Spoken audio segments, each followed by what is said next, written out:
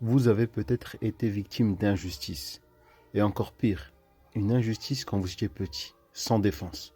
Et il se peut que vous vous demandiez comment Allah a-t-il pu laisser faire ça. Comme la sœur ici, Dalia, je ne vais pas dire tout ton pseudo, ma sœur, j'espère que tu vas me pardonner. Elle me dit, salam alaikum, comment être reconnaissant pour les épreuves, surtout quand on est enfant. Ça ne peut pas être de ce que nos mains ont acquis. Alhamdulillah, dans le Coran, il y a la réponse à ta question. Toutes celles et ceux qui sont comme Dalia, prenez Surat Yusuf, la sourate numéro 12. Le premier verset qu'on va regarder ensemble, c'est لَقَدْ كَانَ فِي يُوسُفَ وَإِخْوَتِهِ آيَةٌ لِلسَّائِلِينَ. Il y avait certainement en Youssouf et ses frères des exhortations pour ceux qui s'interrogent. Et Youssouf n'avait rien commis, et pourtant ses frères ont voulu le tuer. Ils ont comploté contre lui, et ils l'ont vendu en tant qu'esclave. Je ne sais pas si vous imaginez la blessure psychologique que ça peut causer. Vous avez que des grands frères que vous aimez, et votre propre famille, votre propre sang veut vous tuer et vous vendre comme esclave. C'est une des plus grandes injustices, plus que les agressions S ou les V. Vous perdez votre liberté.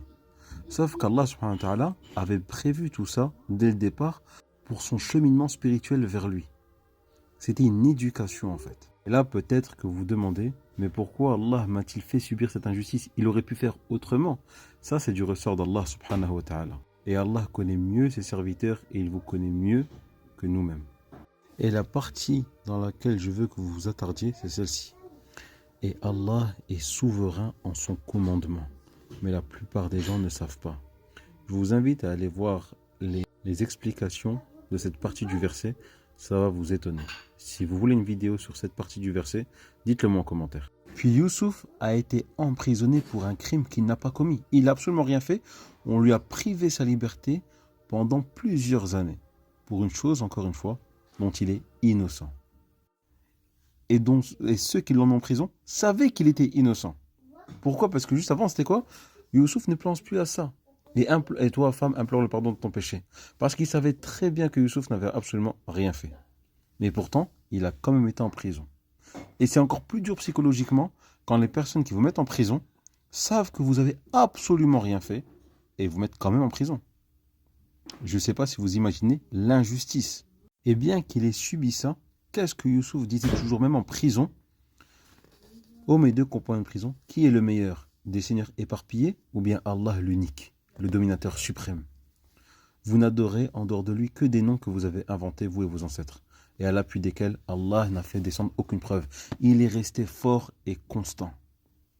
Tout ça, c'était son cheminement spirituel qu'Allah subhanahu wa ta'ala lui a imposé. Et en fait, quand vous avez des épreuves dans votre enfance, vous êtes à l'image de Youssouf alayhi salam. Il y a un cheminement spirituel à tirer.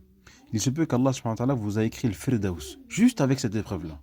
Il se peut qu'Allah subhanahu wa ta'ala vous a écrit le Firdaus, avec des récompenses innombrables. Mais pour ça, à travers vos actions seules, jamais vous n'aurez eu tant de récompenses. Alors par moment, il y a des injustices, il y a des choses, et c'est juste, est-ce que vous allez patienter? Est-ce que vous allez implorer Allah ou bien vous allez le renier? Chacun, Allah subhanahu wa ta'ala, a tracé son chemin avec les épreuves, les malheurs, les bienfaits et les joies. Et c'est à nous de choisir le chemin de la reconnaissance ou bien le chemin de l'ingratitude. Mais si on choisit le chemin de la reconnaissance, bien que nos épreuves sont très difficiles, alors sachez que les récompenses sont au-delà des épreuves difficiles. C'est-à-dire en fait, c'est minimum l'équivalent. Mais Allah subhanahu wa ta'ala est tellement généreux que juste un bienfait va vous faire oublier 10 épreuves. Si vous voulez d'autres explications, Inch'Allah, n'hésitez pas à m'envoyer un commentaire sous cette vidéo. Wassalamu alaikum wa rahmatullah wa barakatuh.